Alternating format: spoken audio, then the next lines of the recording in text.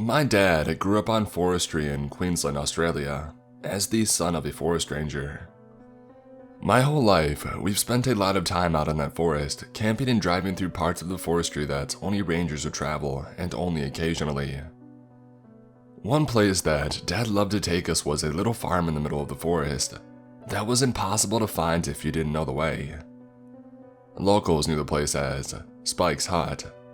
Spike was a local farmer who had lived there for decades up until the 90s, and had a reputation for being abrasive, violent, bigoted, and not concerned with the laws of men. He had a habit of approaching guys in bars who were wearing earrings and tearing them straight out, and there were a few stories about people who displeased him disappearing. Basically, Spike was not a nice guy, and his farm and hut reflected that pretty well.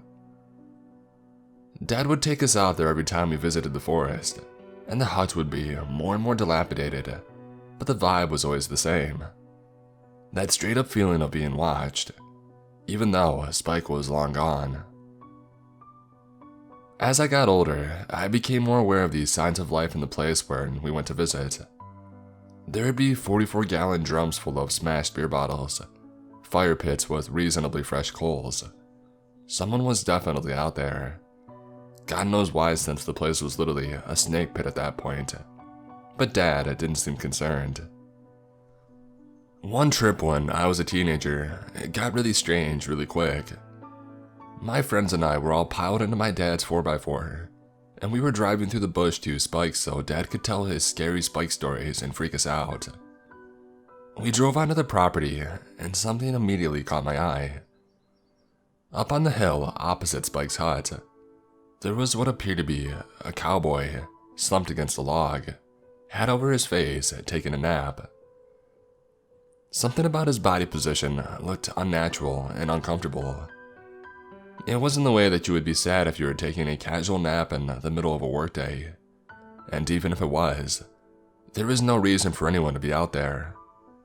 The farm was long defunct, and there was no forest business to be taken care of on the property. I pointed it out to my dad, and instead of letting us out of the car at Spike's as he usually did, he said he wanted to keep driving through the farm to show us something. He maintained that it was nothing, but that if the figure was still there when we came back through, we would stop and check it out. Of course, whatever he wanted to show us seemed totally made up, as he just drove through the forest a bit. And when we came back, I spotted the slumped over cowboy again, never having moved an inch, still in that same unnatural position. I yelled out to Dad to stop, reminding him of his promise, but instead he acted like he couldn't hear me. He locked the truck doors and drove off the farm much faster than he ever drove on those dirt forest roads. My friends and I all looked at each other in confusion, but we knew that when it came to this area, questioning my dad was futile at best, dangerous at worst. Dad denied that any of the events of that day ever happened after that, but my friends and I were still really curious about what was going on out there. So, a few months later, we went camping on our own and set out to find Spike's hut. It took hours of driving through the forest to find the gate to Spike's property, but eventually we found it without Dad's help. Something was off once we got there, more so than usual that day though. My mates jumped out of the car but were suddenly frozen, not wanting to walk any closer to the hut, for no visible reason. The vibe was just wrong that day, and it felt like we had walked into something that didn't belong to us. The tug in my gut to get out was strong, but I had spent 2 hours finding the place and I was going to explore it. One of my friends acted brave and walked from the car to the hut with me, quietly acknowledging more and more signs of inhabitants with knowing nods between us. We said nothing to the others, but we were on high alert. It felt like someone could be back any minute, or that they had never left and were watching us as we poked around the debris. We walked up to the side of the hut to find a kind of a small shed with 3 walls. I heard my friend's voice go squeaky as he called me over to look inside. On the ground was a huge pile of ashes from what looked like a cooking fire, and confirming this was the presence of a giant makeshift grill. made from crosshatched wire, sitting over the fire, hinged to the shed wall. As I'm looking at this setup, I figure that whoever had been there had been hunting and cooking large chunks of their kill over the fire. Pretty clever actually. But then my stomach dropped. As my eyes traveled down the grill to the ground, I saw a baby sock. Tiny, pink, and terribly out of place. And then another, and then a shirt, and then a ribbon from a child's hair, all sitting right beside the ashes on the ground, next to a Woman's Weekly Christmas cookbook. That's when the alarm bells in my head went off and I rounded up my mates to get the heck out of there. Some ranger or crazy old bushy hanging out at that trash top was one thing, but there was absolutely no reason for a baby to be out there, and there's no way anything good had come of having a child's clothing right by a huge fire and grill. When we got back to the campground, we couldn't shake the rotten feeling of being watched, and all of us were so unsettled that we packed up our stuff and decided not to stay the night. When I got home, I told my dad about it, and he just shook it off, saying weird stuff happens out there. Being young and dumb, I never thought to look up missing persons in the area in an attempt to explain either the cowboys or the kids' clothing. But I can tell you that I will never make the mistake of going out to Spike's without my father again. Let's start with a little backstory. I'm a 24-year-old female that fell in love with national parks, so much so that I decided to work full-time on one for about 3 years. This experience allowed me to meet some great people, but it also welcomed some sketchy individuals. This particular story starts with a man that we'll call Sam. Sam was a tall man with a shaved head and glasses. He was the kind of coworker that would always linger awkwardly. He made everyone feel uncomfortable, but not enough to warrant any concern. The only issue that I really noticed was that he seemed like he had a drinking problem. He would show up to work still drunk, and he would have to be sent home somewhat regularly. He seemed innocent though, in a socially awkward way. I only worked with him for a few months before I was transferred to another location, and I was offered a pay raise. A few months after starting the new position, I was in the employee break room browsing my newsfeed when I received 5 messages within a 3-minute time span. I didn't even realize people could type that fast. The messages were from Sam, something that caught me off guard because I had never spoken to him outside of my last position. The messages consisted of vague threats regarding my friends and myself. He seemed upset to find out that I had certain friends and thought that I was tainted from association. I was less upset at his foul perception of me and more pissed that he had targeted my friends, who were truly lovely people. I am bad when it comes to taking the high road, and I decided to give this man a piece of my mind.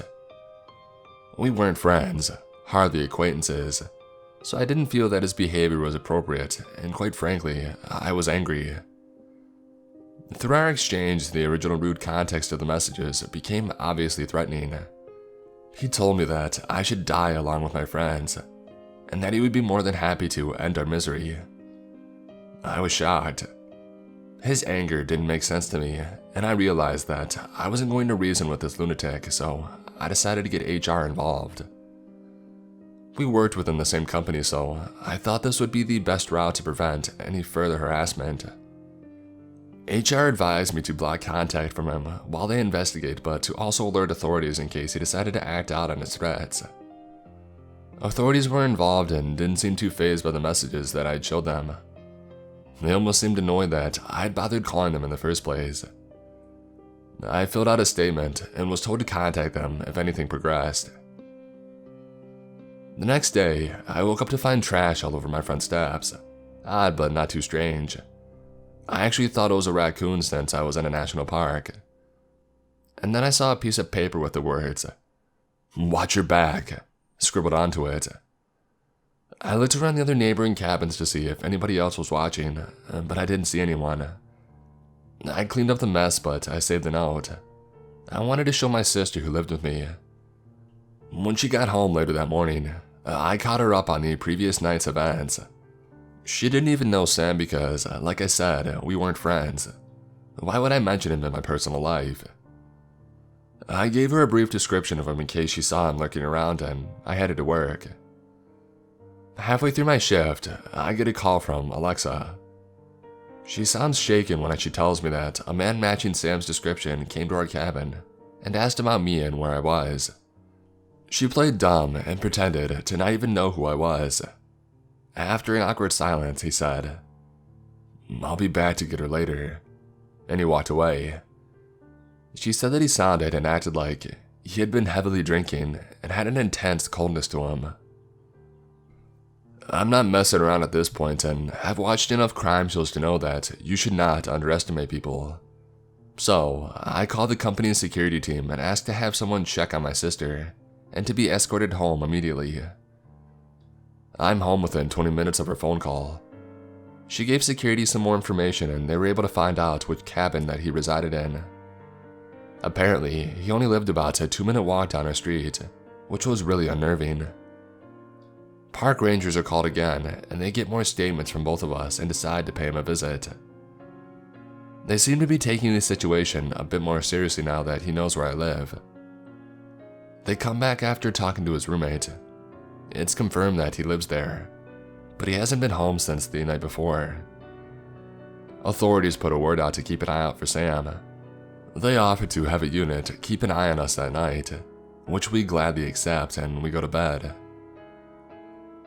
I wake up to 34 messages from an unknown number. It was Sam again. He was very angry that I got HR and other rangers involved. He said, "You're going to pay for this. You messed with the wrong person. I'll end you." I email HR and present them screenshots of the messages and texts.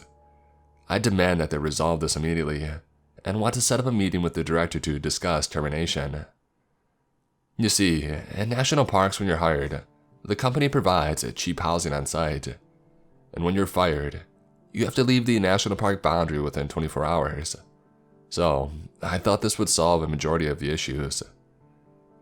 They seemed to agree with me and tried to locate Sam for a meeting. No one had seen him since the first messages began 2 days prior, so the park is on a manhunt. The park is huge, and it's easy to hide if you don't want to be found. Thankfully though, his roommate alerted officials when Sam stumbled home drunk the next day.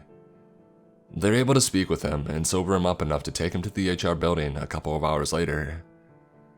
After the meeting, I'm notified that he had been given a first and final write-up and will continue to work and live on my street. He apparently gave a sob story about his personal issues and promises to leave me alone. I was baffled that even with him threatening to kill me, they weren't going to fire him. Thankfully, the other rangers were equally surprised and still offered to provide surveillance just in case. It was quiet for 3 days. I thought it was actually over and I started to feel bad for Sam actually. I thought maybe he was just going through some stuff and I was just his mental punching bag. I didn't agree with it, but I no longer felt as threatened, if that makes sense. That was until I received a knock on my door and I opened it to find 2 rangers waiting to speak with me. According to the rangers and a few people from the HR department, Sam's roommate had to call the emergency line when Sam started acting bizarre after the meeting and tried to convince him to lure me into a secluded place so Sam could take care of me. Thankfully, his roommate wasn't a psycho and reported the situation immediately once Sam went to the bathroom. Rangers were on site within minutes and had restrained Sam in order to search their cabin for evidence. They ended up finding a loaded firearm and a suspected suicide note that stated he was going to kill me and take his own life. There was plenty of evidence for the case and he was successfully banned from all national parks in the United States. I have since moved to a different state and have changed my contact information. He has since contacted me once to brag about how much I helped him secure unemployment benefits, which I quickly shared with officials. According to officials, he was restricted to a southern Arizona county due to other crimes that he had later committed, and that I shouldn't worry about him finding me. As for HR, the director actually had to deal with harassment from Sam after the banning and asked me to testify on her behalf if it turned into something more sinister. I haven't heard anything since, so I'm assuming she found another way to stop his assault. I don't understand why he decided to target me. We hadn't had very many interactions even at work. I have tried to dig through memories to find a single time that I may have invited this kind of behavior, but I'm convinced it was due to many factors, including his instability and alcoholism. I was a wildland fighter back in the day in Arizona. I worked in a forest that was generally popular with a lot of recreation in the northern portion, but I worked on the southern portion of the forest that was really remote. It barely had any roads or campgrounds, so if you wanted to recreate there, you had to work for it. The fire crew I was on had 2 duty stations, one in a small town where the rest of the forest employees worked out of, and one that was about 2.5 hours away up a really windy, mountainous road. The report duty station had an old Forest Service ranger station, and a new, double-wide trailer that was recently put in. When I worked at this place, I had no cell reception. When my crew and I weren't working, we were playing horseshoes and watching movies. They did eventually add a cell phone booster, which sadly made people play on their phones, but I digress. So, for my story, I want to keep it pretty simple, but my supervisor from that crew had experienced some weird things as well as working up there. There was one night he told me he was cowboy camping, sleeping outside with no tent, and he kept getting a weird mucusy drop of liquid on his face. He kept looking around and even yelling, and no one was around him. He told me that he wasn't below any trees, so it wasn't tree sap. He never slept outside there ever again, which leads me to believe that he was telling the truth. Now for my story. I've had other interesting experiences at that remote duty station, but this one was scary. It was the night of July 4th, and we weren't on duty, so the crew was playing horseshoes and having a good time. Everyone went to bed pretty early because we were going to have a PT hike the next day. I had my own small room in the double-wide trailer, and my bed was situated next to a big window. I started dozing off, but I felt awake still, and I hear one of my coworkers outside my window asking me to come outside. I was laying on my side facing the window, and I didn't look up, but I felt their presence by the window. It felt as though something tall was looming over me from outside. They kept beckoning me, and I said no. Pretty quickly, their voice started changing to a deeper, raspier, angrier voice. They started cursing at me. "Get outside!" I just froze. It was sort of a demonic voice. I lay frozen, not moving while they yelled at me. Eventually, it finally stopped and I fell asleep. I woke up the next day and wanted to ask my coworker if he was standing outside my window, but I felt too weird. Perhaps this was just a mild form of sleep paralysis, but I'm not so sure. A little bit of background about myself. I've worked my entire adult life in the Pacific Northwest woods. Over 15 years in total, with about 7 years of that being for the Park Service at Olympic National Park. Many experiences over the years could warrant the title of creepy, but this one in particular has always stuck with me. While working for the Park Service, one of my jobs was that of a restoration carpenter. We would travel to old, backcountry historical cabins, emergency shelters, homesteads, and chalets, tasked with repairing and restoring them to their original, historic, accurate states. This was a wonderful and demanding job. I had spent 8 days at the time living off the beaten path, usually deep in the backcountry. Sometimes we would be flown in supplies. Sometimes we would use llamas or mules to pack our gear, all the while sleeping in thinly walled single tents, cooking over a fire or a whisper-light stove, using these same tools and techniques the original homesteaders had at their disposal in the late 1800s to construct and survive in this unforgiving environment. One late fall, I was assigned to work near Lake Ozette at an old homestead off the trail, near the constructed boardwalk. For those unfamiliar with the area, Lake Ozette is 8 miles long and 3 miles wide.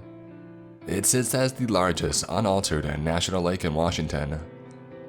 Lake Ozette has a long and rich history of Native American culture. The Maka Tribal Center in Nia Bay houses discoveries found in the area dating back 2,000 years, along with a local village that was well preserved over 300 years ago by a mudslide that left most of the artifacts intact.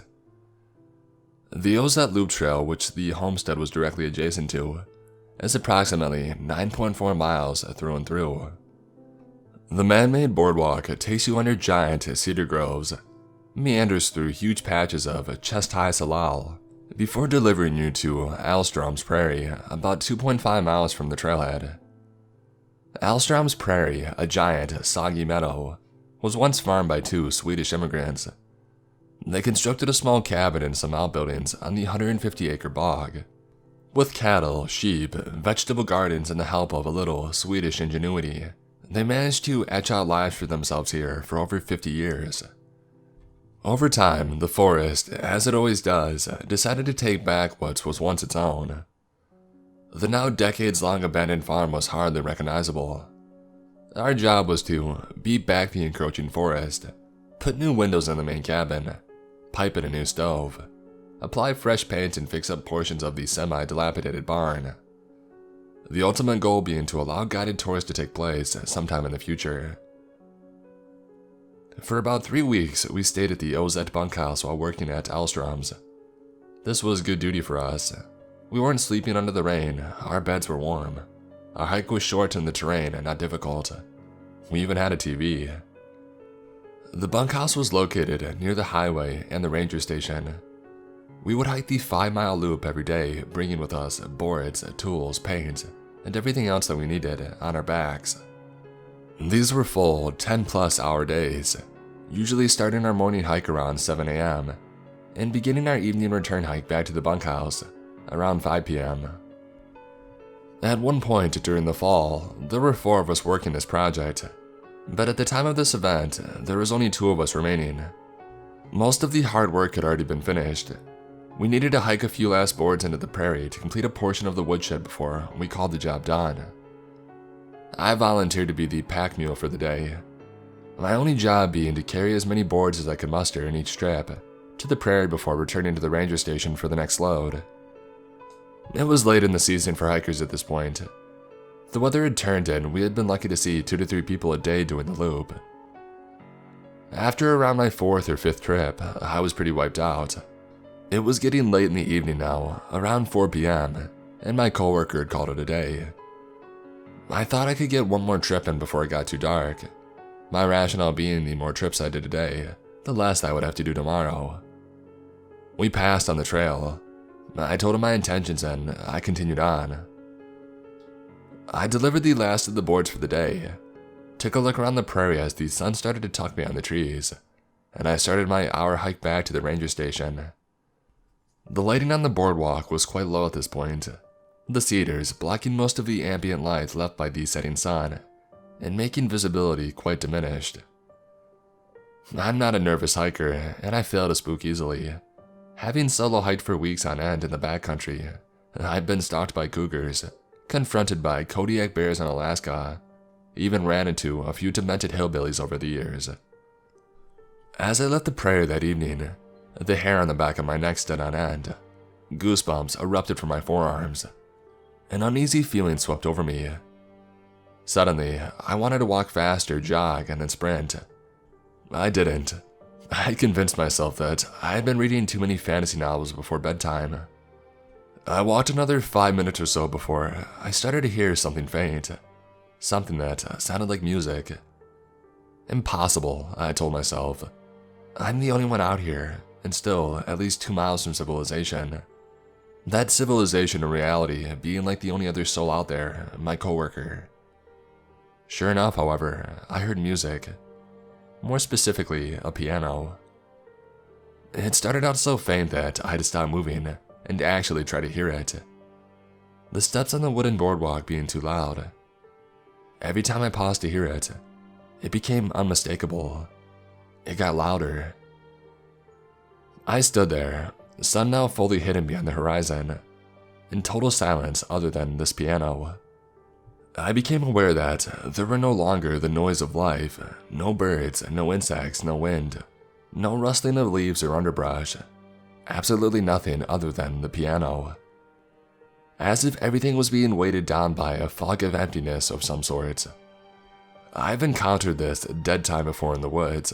Certain places have it, but this was different somehow, unique to this place, unique to this moment in time. I tried to focus on the keys, but I could not recognize the composition. Unsurprising, as I mostly listened to Metallica and Korn at the time. It was playing with a purpose. It was controlled, in tune, thoughtful. It was a song, and somehow I felt that it was meant just for me in this moment. I started walking again. Almost on cue, the music once again got louder. As my pace increased, so did the tempo of my keys, still in tune, never faltering. It reached a climax, the perfect combination of my haste, my dread, my heartbeat, and the tempo of the music. And then as quickly as it came, the piano stopped, whooshed away in the fraction of a moment. It didn't trail off, it didn't fade into extinction. It was just gone. Suddenly, everything that was absent was swept away as if by a gust of wind. The stillness was gone. The gloom, the stagnation, and weight of everything was lifted. My next step on the boardwalk was once again in reality. The evening was just as absent of light as before, but it felt like life somehow was once again injected back into the forest. The woods never seemed normal again. I didn't hear the piano again that night, nor since. I told my coworker every detail when I had reached the bunkhouse. He showed no signs of disbelief. We didn't talk about it again until years later, when something similar happened to another Park Service employee. When I told my grandfather about what had happened, as he was also a retired park ranger who had worked nearby at Mora, the next station over. Without the least bit of hesitation, he asked, "Did you hear the bagpipes along with it, or just the piano this time?"